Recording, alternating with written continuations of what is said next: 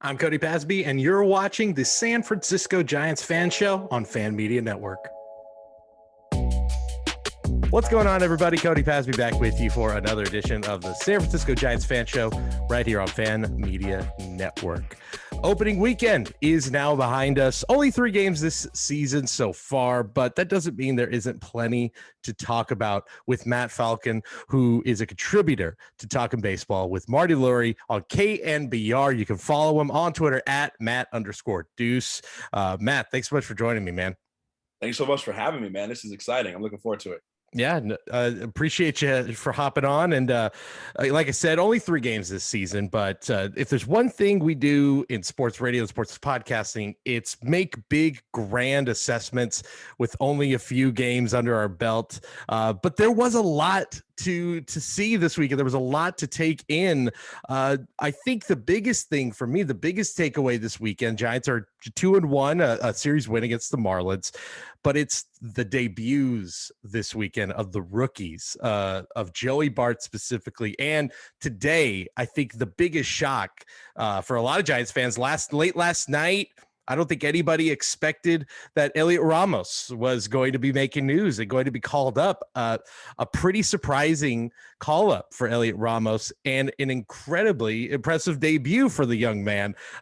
But Joey Bart, obviously a huge debut on Friday, that big home run, about 10-15 rows up into the bleachers. Yeah. Incredible. So for your money, more impressive debut, Joey Bart on Friday, and then obviously on Saturday, catching Rodon, an incredible start. We'll talk about him. But Heliot Ramos today looked the part of a top prospect. They both look really good. And we got a chance to see Joey Bart in the 2020 60-game season. We didn't see much of him, but we got him during that season. I think we got 6 at-bats out of him last year. So to me, it was more impressive to see Ramos come in his major league debut, first at-bat, get his first couple knocks. And, I mean, look, the guy, everyone that saw him play San Jose, play AA, AAA, he was only at AAA for 5 minutes. Right. He comes into major leagues and gets 2 knocks right off the jump. So it's really impressive to see how his development is going. And I really like that start. Not to say Joey Bart's wasn't great. That was an absolute bomb that he hit. I think it was like 414 feet. So I mean, they're both great, and I think they're both primed to have good seasons. But I'm looking at Heliot Ramos in terms of the comparison. Yeah, I think you're right that it was with Bart. I mean, we all, I think, were mentally prepared for Joey Bart to take the reins as the starting catcher. This was his job to lose going into spring. But I think that even an optimistic view for Heliot Ramos was that, maybe he comes up Memorial Day weekend, maybe in June, and if he gets some more AAA at-bats under his belt. But clearly looks like the guy's ready. I can tell you, I was at the game today, and him coming out to left field, it immediately struck me like, man, it's just so much fun to watch him having fun. Like, he was soaking it in. He was waving to the fans in left field, jumping around, like totally ready for the moment, and didn't faze him at all. So now it looks like the youth movement is here. Obviously, there's a few guys who we're waiting on. Marco Luciano still a couple years away, probably the top guy on that list. But I think this is clearly for the front office, for Farhan Zaidi, that, I think there's a lot of fans, myself included, that maybe had some worries going into the season about the lineup, that some holes were not addressed in this lineup. But clearly, I think that he was counting on the youth movement, the young guys, to come in and carry the load. Do you think that this youth movement is going to be enough to offset those other moves the Giants didn't make this offseason? For this season, I don't even know if it's as imperative, because last year was the Giants beating the schedule. Farhan Zaidi came in, and the whole idea was rebuild the farm system and let's unload some of these big contracts, the Samardzija deal and the Crawford deal and different things like that. Get back to where there's a lot of money to spend and a lot of youth to spend it on. So they beat the projection by Lord knows how many years, winning 107 games last season. They beat the Dodgers to win the division, and then they fall short in the postseason. So now we look at it now and think, are they ready to contend for a World Series now? And even now, we're still ahead of the schedule. So the moves that they didn't make, I think, are still on the original Farhan Zaidi schedule. And these young guns that are coming in, maybe not supposed to be the all-star caliber players until we see Marco Luciano and others come in. I think they traded another one of their outfielders, Canario, to get Chris Bryant, and that ended up being, what that was. Now he's in Colorado. But those sort of moves that the Giants didn't make, and then bringing in the young guns. I love Thairo Estrada. Dubon was effective today. I think he's a candidate to be DFA'd if, any more base running blunders. I mean, he's running out of chances. Yeah. But Austin Slater, he's a little bit older than those guys, but you got some guys that don't have a lot of major league service time, like Slater and others who are here and able to contribute and at least fit the Farhan Zaidi, Gabe Kapler system, where it's like, okay, you kill it against lefties, so we're going to play you against lefties. Wade kills it against righties, so we'll play him against righties and such and such. So I think those guys fit the role that they're supposed to, but in terms of the big picture, I think they're still ahead of schedule a little bit. And I think Farhan Zaidi is going to stick to that original schedule. Yeah, I think, after last year and what happened this offseason, there is the feeling of like, with what this team was trying to accomplish, you're kind of playing with house money right now. It feels like there's, like you said, they're way ahead of schedule, and they're going to stick to their guns. They're going to stick to what they wanted to do and the plan that they had. And so it just makes it exciting that these guys are getting a chance to do this, on a team that is looking to compete for the World Series. So it's really, really fun to see guys like Ramos and these guys to get a shot, not only to play every day, but to be on a competitive team. I mentioned Carlos Rodon earlier, who I think, other than these young guys, is to me the other story this weekend. What a performance on Saturday, 12 Ks, just like, man, he's going to be such a fan favorite so fast. The stuff is filthy. He's got so much energy. He's so animated on the mound. He was coming off just pumping his chest. Like, cannot wait to see what this guy does. And I hope that the shoulder fatigue issues are out of the way. I know the Giants will probably slow roll him, and I'm certain they have a plan of how they're going to use him to make sure that those things don't happen and he's fresh come September, October. But Logan Webb also on Friday had a phenomenal start on opening day. Do the Giants have dual aces here with Carlos Rodon and Logan Webb? I feel like there was so much talk of so many other pitching staff, namely the team that's going to be coming into town, the San Diego Padres, with the way they built up their staff. But I think there's a legit shot that the Giants may have the best 1-2 punch in this entire division. What do you think? You know what? I saw somebody tweet about this Webb Rodon combo being the best 1-2 punch in the National League West, even better than that of what you see in LA. Yeah. Walker Buehler and Julio Urias. And honestly, I couldn't disagree, because Logan Webb, he's put up some of the best numbers in the National League in his last 21 starts, dating back to after his injury last season. And Carlos Rodon led the American League in ERA last year. So you're talking about two of the best pitchers in baseball over the last 20 to 25 starts with their respective leagues, because Rodon obviously was in the American League. Carlos Rodon has all the makings of being a bona fide, certified all-star Cy Young caliber pitcher. And who's to say that Logan Webb may not be the better of the two pitchers? So when you look at that 1-2 punch and then the depth that the Giants starting pitching staff has, you can go to DeSclafani like they did today. You can go to Alex Wood. You can go to Cobb. You have Matt Boyd is going to be back probably in about May. And Tyler Beede is available. And that's a big arm. We haven't seen the best of Tyler Beede yet, but he's got a 95 to 98 mile per hour arm. He's got raw talent. And I think with this pitching staff and the coaching staff, that they'll get the best out of him. And so the depth, I think, makes this Giants pitching staff, starting wise, one of the best, if not the best in the National League.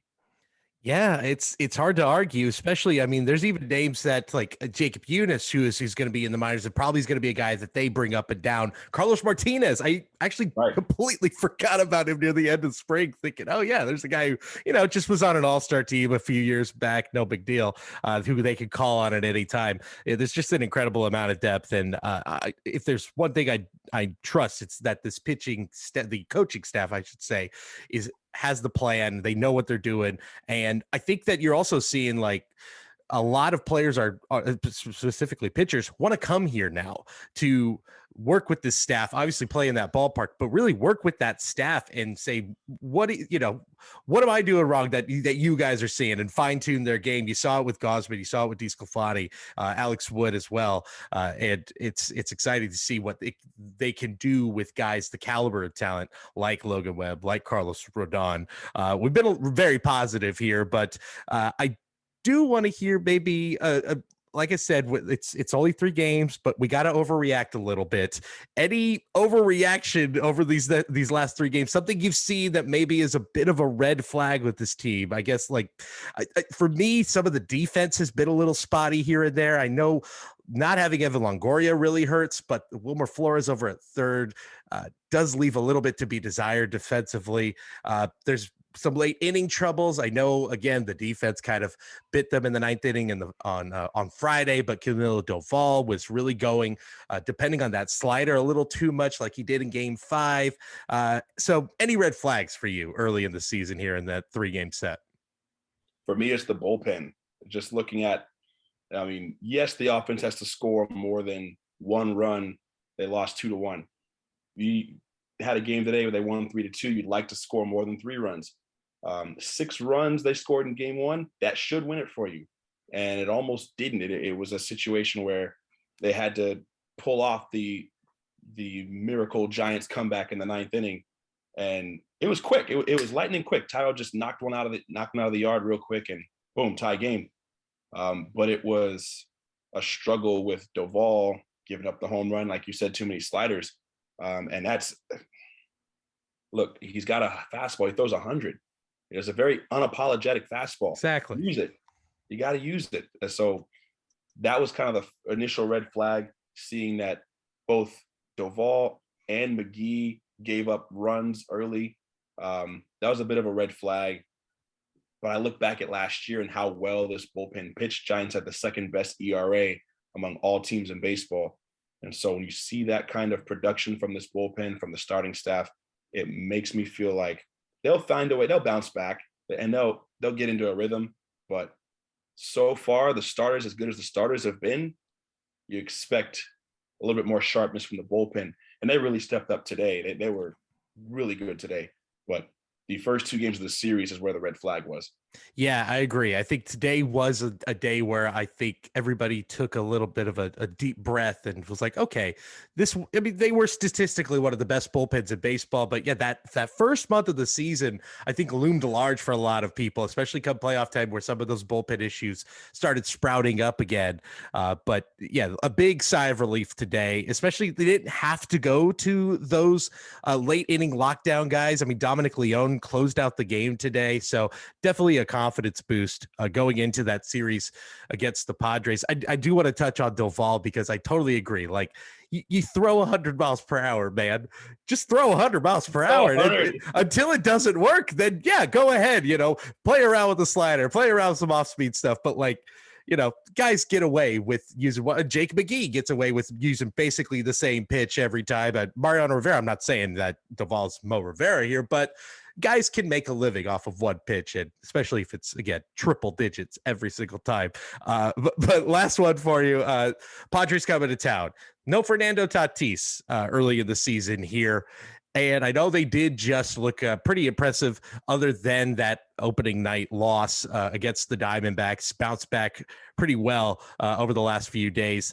But it is the Diamondbacks, a team that lost basically as many games as the Giants won last year.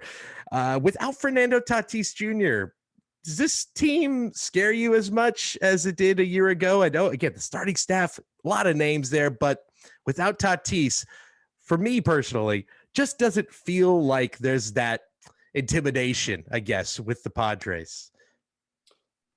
With Fernando Tatis, they don't scare me. And that's just, I look at this team leadership-wise. They just don't have the Crawfords and the Belts, or even like the Dodgers have the Mookie Betts of the world, that they're bona fide leaders. If you're telling me that the Padres leader is like Manny Machado, he's a great player. He's a great player. Yeah. But as a leader, as a clubhouse leader, that kind of worries me. And so those are the things that kind of break down the stretch, which is why the Padres hung with the Giants and the Dodgers last year. Midway through the season, it was an arms race between the three of them. And I think the Padres were a few games back around the All-Star break. And then you start to see it all fall apart. You see Machado and Tatis bumping heads in the dugout. Next thing you know, Giants and the Dodgers are 8 games ahead, 10 games ahead, 15 games ahead. Next thing you know, Colorado is catching up to San Diego. And it looks like they're about as close as the Giants and Dodgers are. And there's a huge gap in between them. So Tatis was a part of that. He hit 40 home runs last year. So he was part of that team, and that dysfunction with that team, I don't feel like they have enough starters to really jump out at you. The Giants are facing Nick Martinez tomorrow. Nick Martinez hasn't pitched in the major league since 2017. So who's the staff? That, like we mentioned, all the names on the Giants staff, names that have been around the league, names that have made all-star appearances, like you mentioned. Who are these guys that the Padres are putting on the mound? And do they have enough bats to make up for that? So that's what I look at in terms of, are the Padres that scary? Not to me. Yeah, well, it's like you said, it's there's a lot of injuries, there's a lot of names. Like, hey, look, Mike Clevenger, great.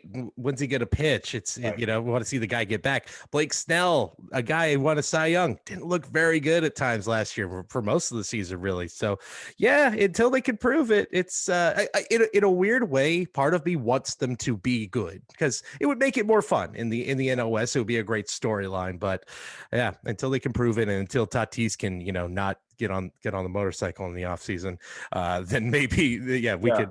It's going to be a 2-team race here in the NL West. But hey, Matt, thanks so much for joining me again. He's Matt Faulcon. You can listen to him all season long, Talkin Baseball with Marty Lurie. He'll be contributing on the weekends on KNBR if you're here in the Bay Area. You follow him on Twitter at Matt_Deuce. Matt, thanks so much for taking the time. Really appreciate it. Thanks so much for having me, man. Go Giants. Yes, indeed. To host a fan show or appear as a fan on a fan show, create a profile in Fan Media Network.